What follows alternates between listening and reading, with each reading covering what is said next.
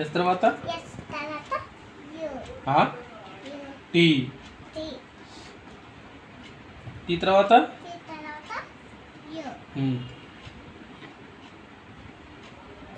You తర్వాత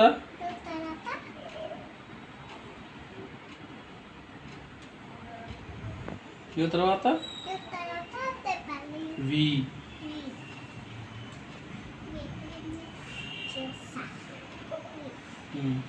వి తర్వాత W. W తర్వాత ఎక్స్. ఎక్స్ తర్వాత